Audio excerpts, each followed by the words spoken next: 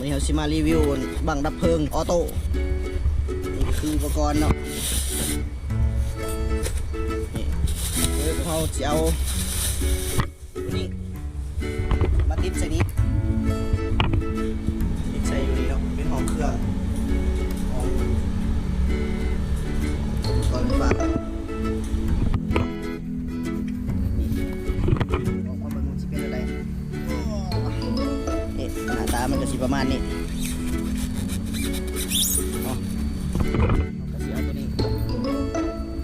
เอาตัวนี้ไปจับใส่กัน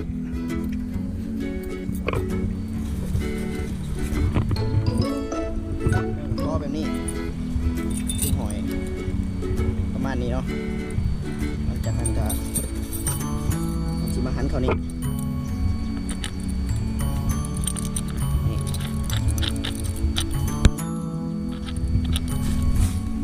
ประมาณนี้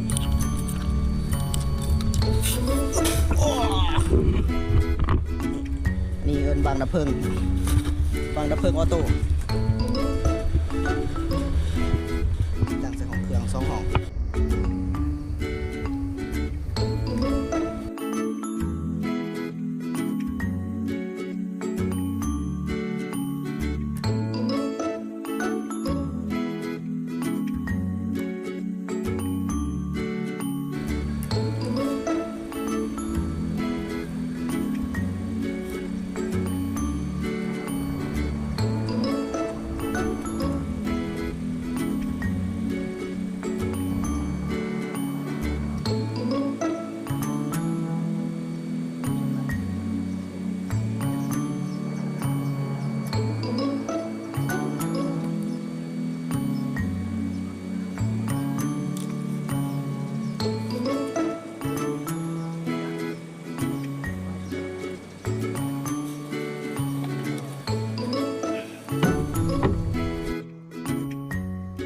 ตอนนี้กำลังสีเจาะ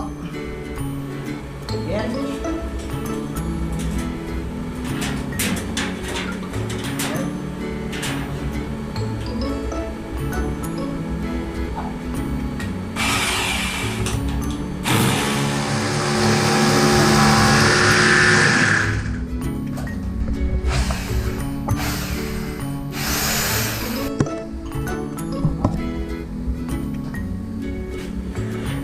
เรียบร้อย ขอเอาไว้ได้กี่ผลได้ผลใช่เนาะ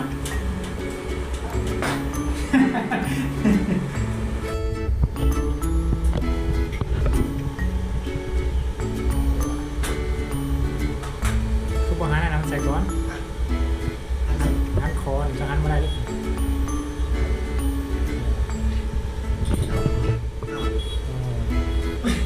หันใส่ก่อนหันเป็นก่อนว่าเข้าคุ้มเลยวัน ออกได้ไป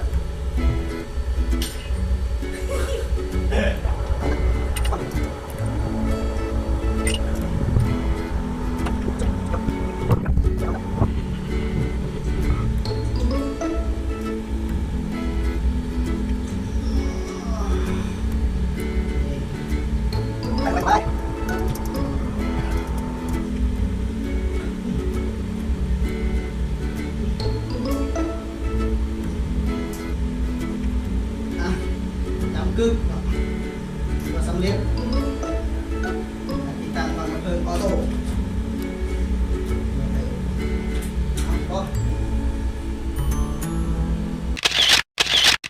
สำเร็จการติดตั้งบังดับเพลิงออโต้เวลาไฟใหม่มันกับตัวนี้สิแตกบุ้มระเบิดกัน